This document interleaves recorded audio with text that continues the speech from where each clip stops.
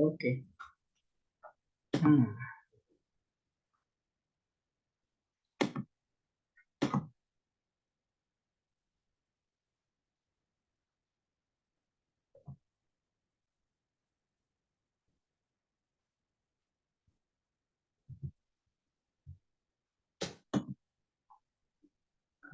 Ya, Assalamualaikum warahmatullahi wabarakatuh. Sebelumnya izin memperkenalkan diri terlebih dahulu. Nama saya Muhammad Rizky Rupalah. Saya di sini akan memulai presentasi terkait uh, critical book review yang telah saya buat pada buku Bekerja dengan Sehat dan Selamat.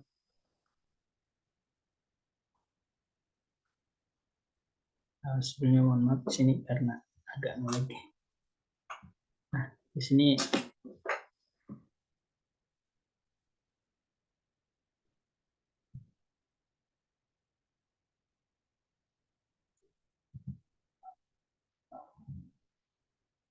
dimulai pada halaman cover itu dengan judul buku yang direview yaitu Bekerja dengan Alat Berat Secara Selamat dan Sehat.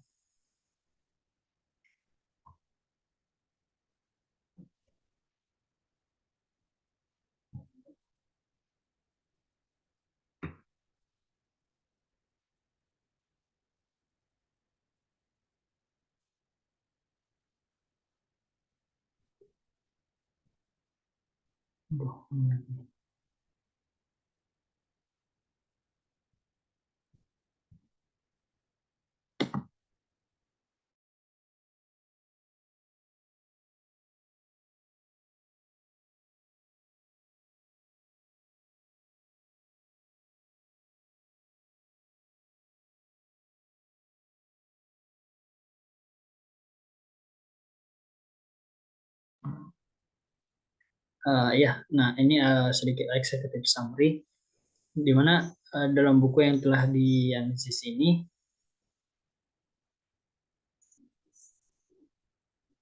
di mana dalam melaksanakan pekerjaan, baik dalam tahap perencanaan sehingga selesai melakukan pekerjaan, selalu harus menerapkan ketiga hal agar memberikan kesan keadaan dan jaminan kesehatan dan keselamatan dalam melaksanakan pekerjaan, baik bagi pelaku pekerja maupun mesin yang melakukan tugasnya. Sikap dan cara yang sesuai dengan situasi pekerjaan yang dihadapi dan syarat sering menjalankan pekerjaan dengan baik. Mungkin juga bertujuan untuk memberikan uraian mengenai hal-hal tentang keamanan kesehatan di tempat kerja, eh, teknik dalam menggunakan unit alat berat, jenis-jenis alat berat yang ada di pertambangan maupun tempat kerja lain, bagian-bagian standar operasional penggunaan, bahkan sampai pada risiko kecelakaan kerja yang mungkin dihadapi pada saat melakukan pekerjaan.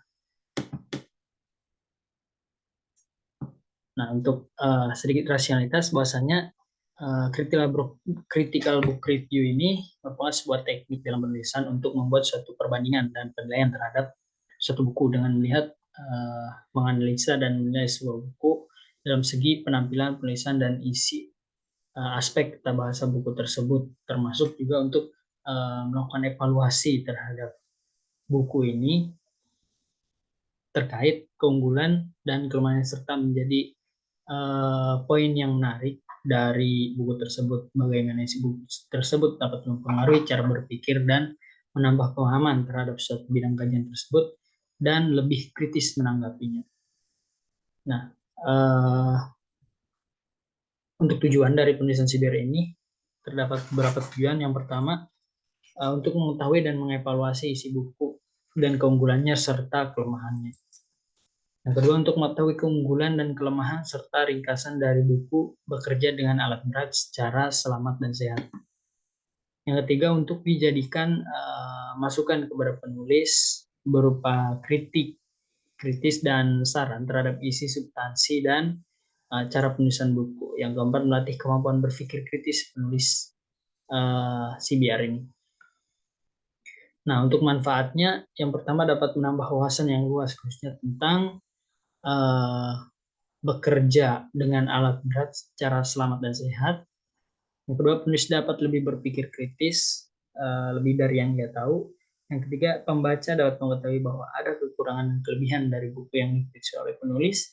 Yang keempat, sebagai pemenuhan tugas critical book review mata kuliah teknologi alat berat.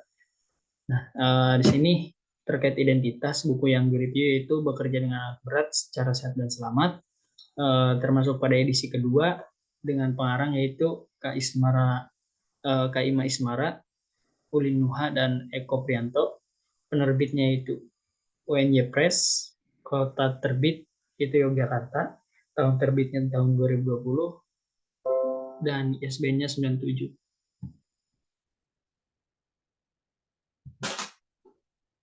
Lanjut ke ringkasan isi buku yang dimana pada bab 1 pendahuluan ini memuat terkait standar kompetensi kerja nasional tentang mekanik engine alat berat, tentang standar kompetensi, posisi jabatan kerja, pemakaian SKKNI, dan kualifikasi jabatan kerja, unit kompetensi, dan mekanik engine alat berat. Nah, ada beberapa kemampuan yang perlu dikembangkan, yaitu pertama kemampuan dalam tugas, yang kedua kemampuan mengelola tugas, yang ketiga kemampuan mengatasi suatu masalah, yang keempat eh, kemampuan menyesuaikan dengan lingkungan kerja, yang keenam kemampuan mentransfer atau adaptasi dalam situasi yang berbeda. Nah, posisi jabatan yang dimaksud harus jelas dan pasti posisinya dalam klasifikasi. Kualifikasi juga ada pelaksanaan pekerjaan konstruksi seperti tipikal struktur organisasi. Nah, untuk kompetensi keahlian kurikulum teknik alat berat ini berdasarkan penetapan SKKNI mekanik alat berat di atas, maka kompetensi inti harus disusun sesuai dengan kurikulum yang ada di SMK dan Politeknik. Berdasarkan kayak di atas, maka pelajaran pada kompetensi keahlian teknik alat berat ini terdiri dari engine unit alat berat, kelistrikan, sistem kontrol alat berat, hidrolik alat berat powertrain, undercharge alat berat, serta produk kreatif dan kewirausahaan dan kewirausahaan dan banyak lagi tentunya. Nah, untuk keterkaitan SKKNI maupun KIKD dan kurikulum teknik berat, SKKNI ini merupakan standar yang telah ditetapkan oleh kementerian terkait bekerja sama dengan industri yang mensyaratkan kompetensi yang harus dikuasai oleh seorang yang ingin bekerja pada sektor mekanik alat berat. Jadi secara jelas sekali ya, gitu. Pada bab pertama ini menjelaskan terkait kompetensi serta kualifikasi di industri. Maka di dunia pendidikan harus memenuhi kriteria tersebut agar bisa masuk gitu.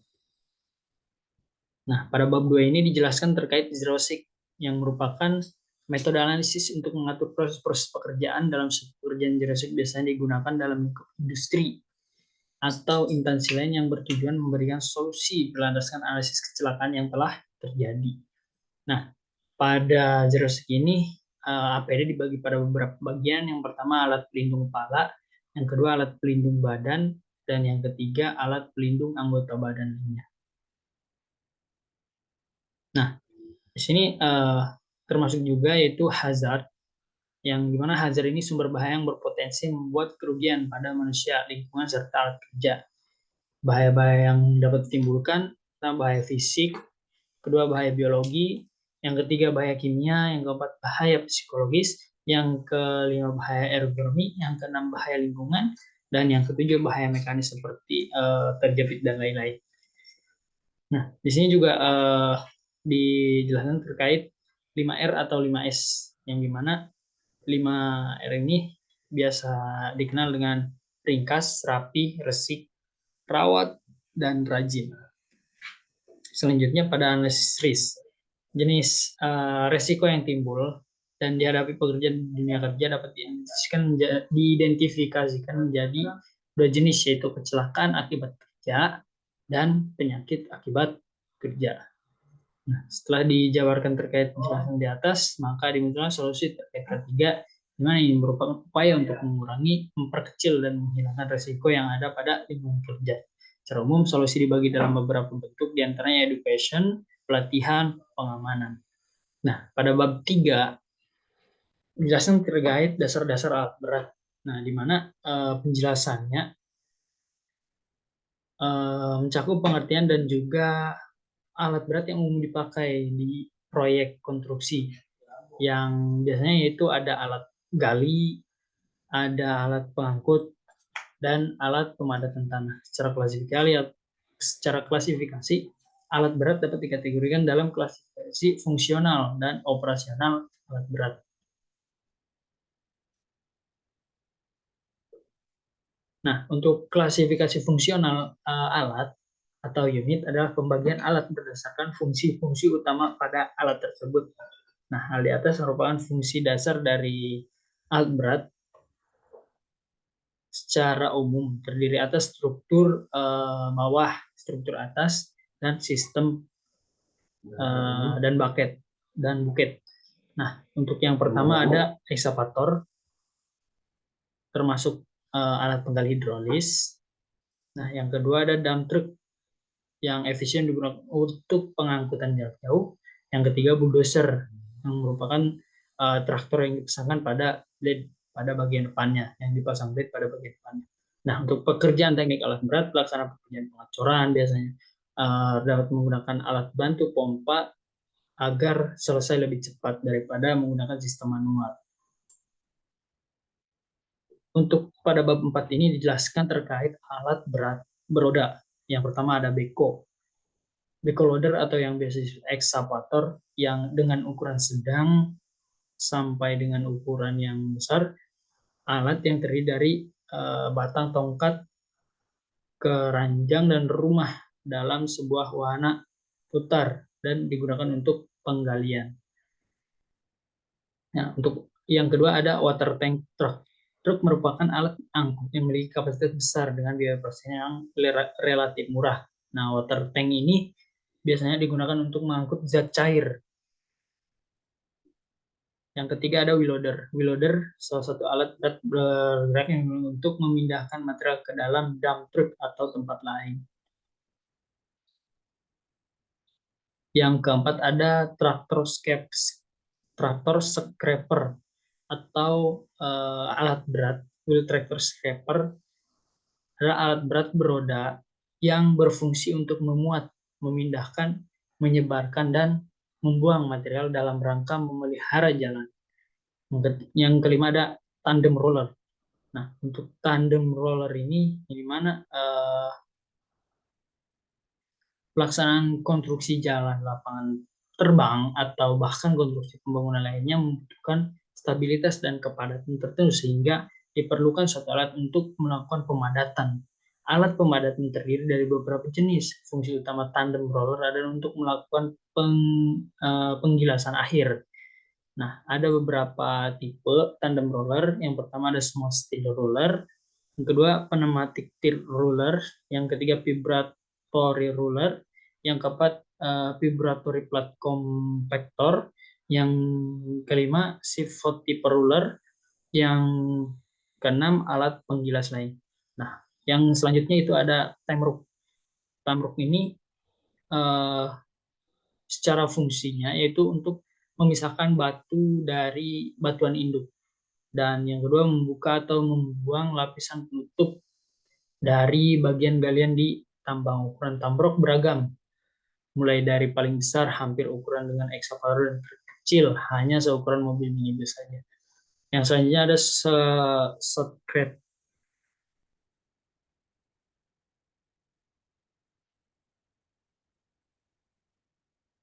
Nah, untuk shotcrete ini juga bisa digunakan untuk stabilitas lereng guna mencegah terjadinya longsor, membuat kolam renang atau saluran air, perbaikan beton, dan inner link arsitektur. Jadi, eh,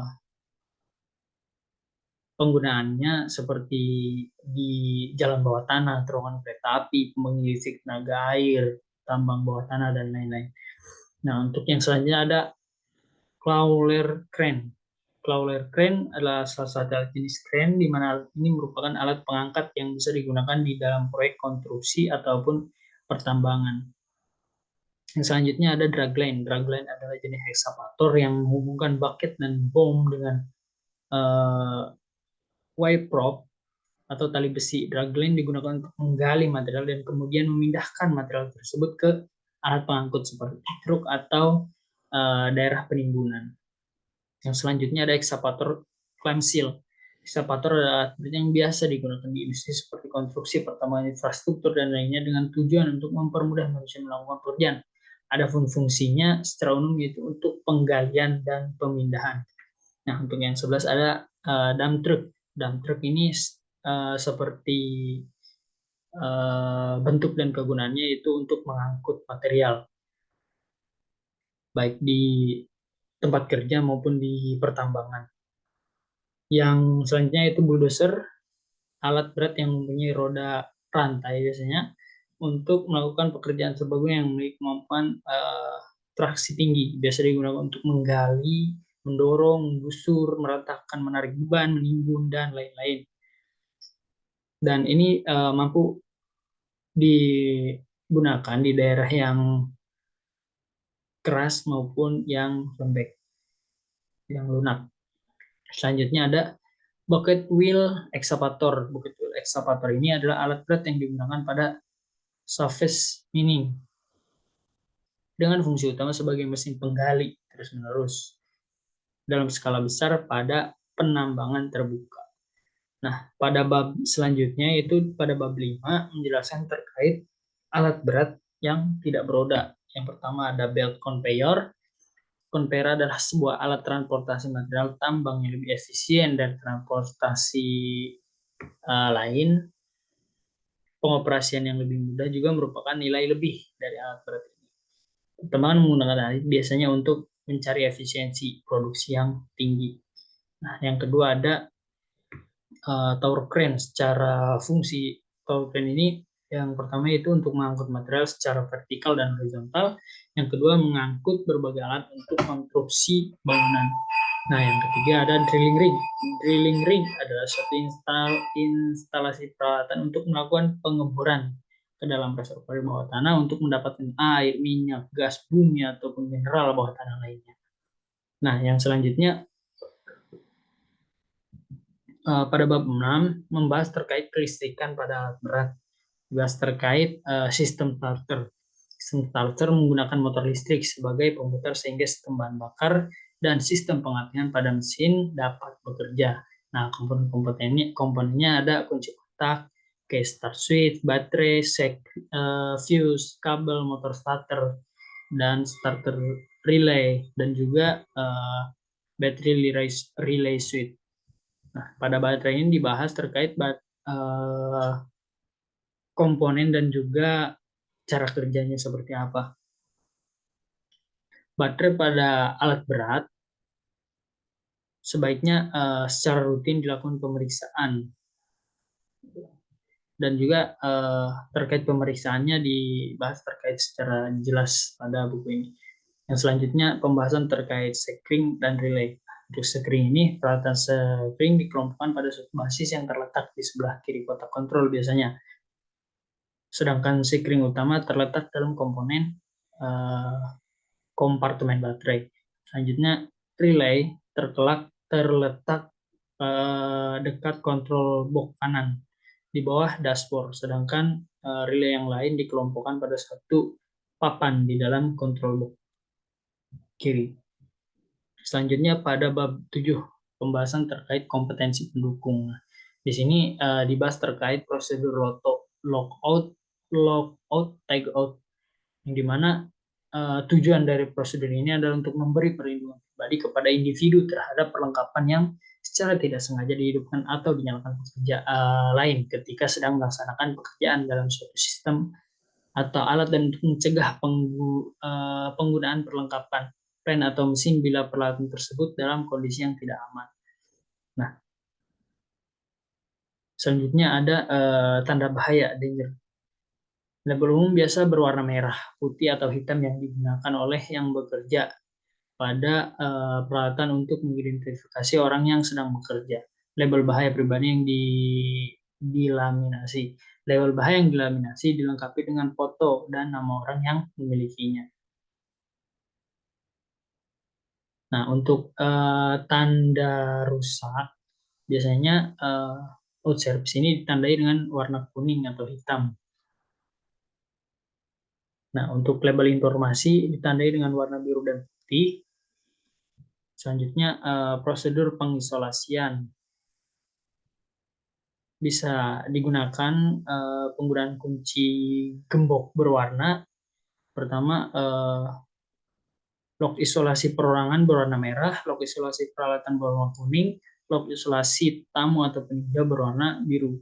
Nah, untuk prosedur loto perlu dilakukan beberapa hal, yaitu pertama komunikasi, kedua IPBR atau JSA, IBPR dan JSA. Yang ketiga shutdown, hilangkan, amankan energi. Yang keempat kunci dan tag. Yang kelima perbaikan dan pelaksanaan pekerjaan. Yang keenam periksa.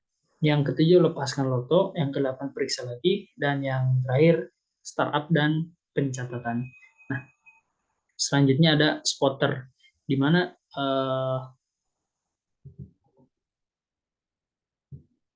spotter adalah orang yang bertugas untuk memberikan arahan atau petunjuk kepada operator atau teknisi. Nah, yang selanjutnya ada zona berbahaya.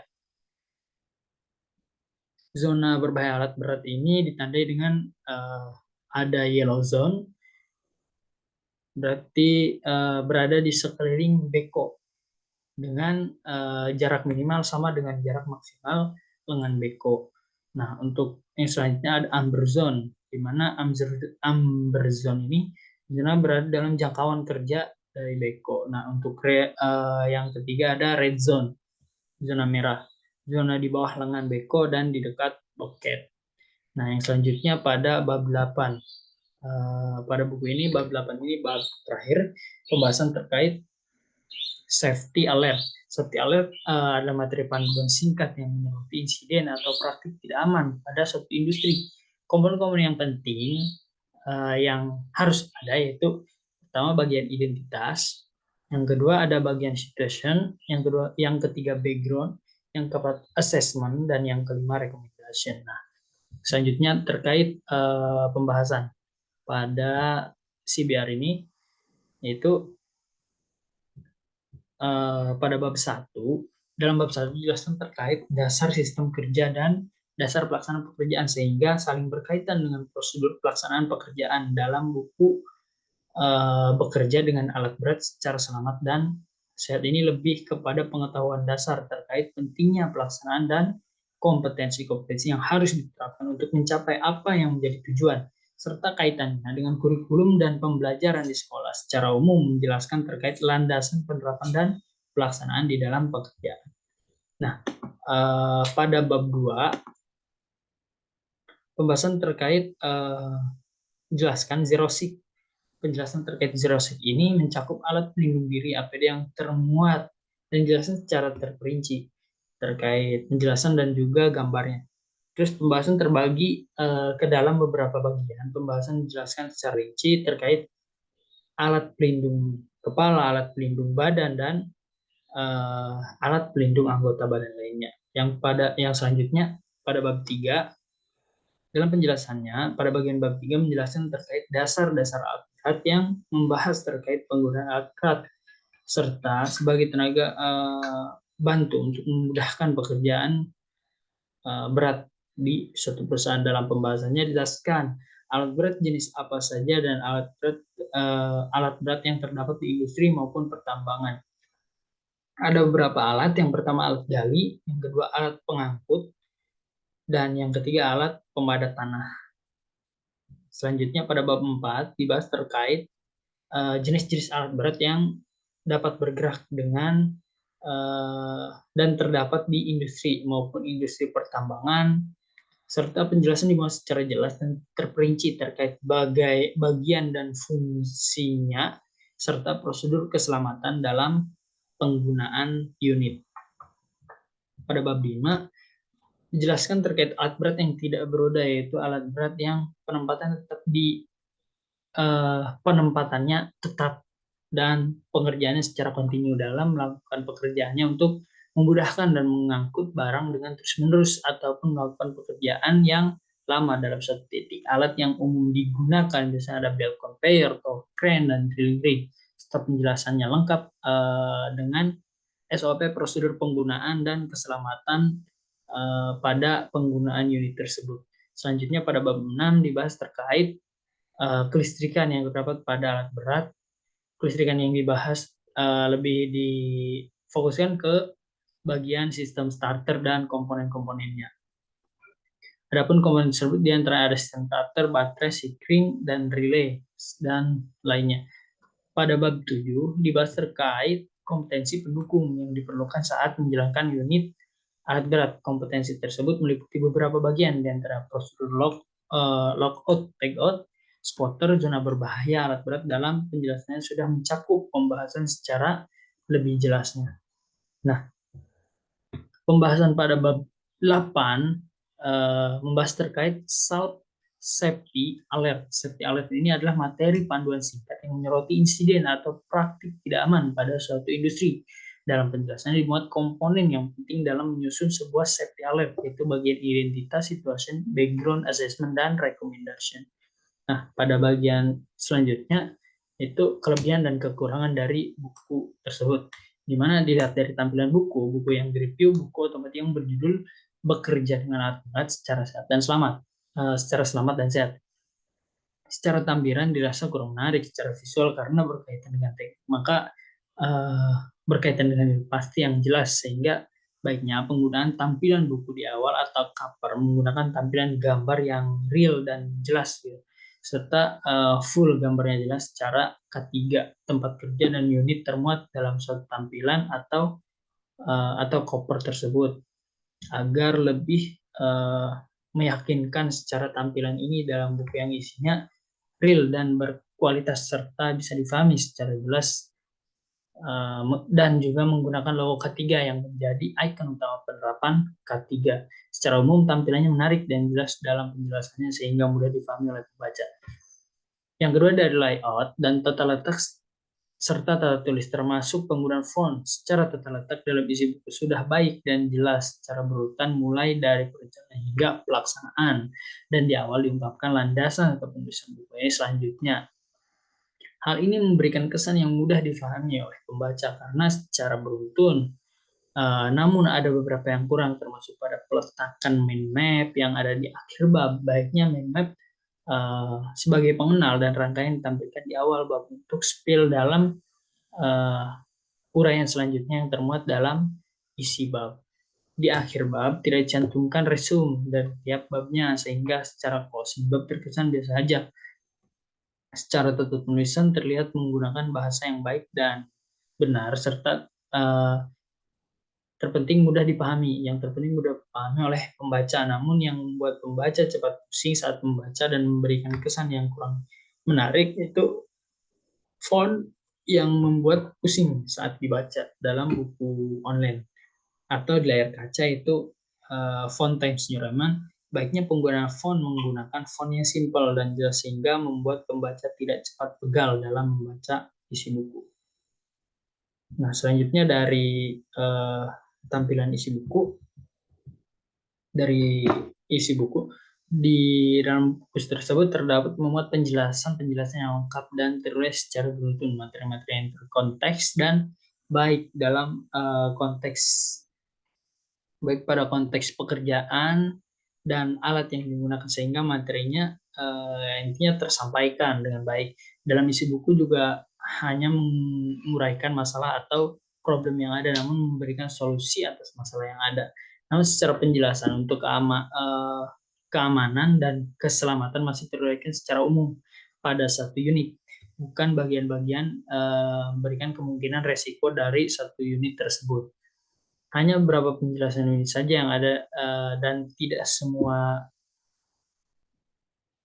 dan ini sangat disayangkan padahal hal tersebut penting dan sangat edukatif bagi pembaca yang akan menerapkan di tempat kerja. Karena buku seperti ini tidak hanya sebagai bacaan dan memberikan pengetahuan saja, akan tetapi dapat menjadikan landasan panduan operasional di tempat kerja juga. Selanjutnya, dari tata bahasa dalam buku, dalam uraian tata bahasa yang digunakan telah sesuai dengan WebI, dengan tata bahasa yang baik dan benar, penyesuaian kata yang mudah dipahami oleh pembaca juga telah tersusun dan terurai dengan baik. namun ada beberapa kekeliruan yang terdapat pada penulisan tata bahasa di mana suatu kata atau tulisan yang dalam bahasa asing tidak istak miring sesuai anjuran tata bahasa yang seharusnya dalam penulisan buku. Nah, mungkin itu saja terkait kesimpulan dalam buku Bekerja dengan Alfred secara sehat dan selamat ini memuat terkait penjelasan-penjelasan yang termuat secara jelas dan terstruktur. Buku ini mudah difahami oleh pembaca karena memuat penjelasan dengan terkait gambar visual yang jelas yang dapat dijelas secara jelas dan prosedur di dalamnya baik secara penggunaan unit maupun prosedur ketiga. Dan di awal dijelaskan kompetensi dan kualifikasi serta tujuan baik untuk pembelajaran termuat secara jelas sehingga buku ini bisa digunakan untuk instruktur maupun operator unit serta mudah dipahami oleh pelajar yang mempelajari terkait alat berat. Nah, untuk rekomendasi buku ini cukup baik dan mudah untuk dipahami dan dipelajari, terutama untuk bahan bacaan untuk menambah wawasan. Untuk itu, buku ini bisa digunakan sebagai buku rujukan bagi pelajar maupun operator unit. Buku ini dapat diakses dengan mudah, baik secara online dalam bentuk PDF maupun di toko-toko buku. Mungkin penjelasan terkait critical book review ini hanya itu dari saya. Apabila ada kekurangan, saya mohon maaf dan kurang lebihnya mohon maaf. Saya tutup presentasi ini. Terima kasih. Wassalamualaikum warahmatullahi wabarakatuh.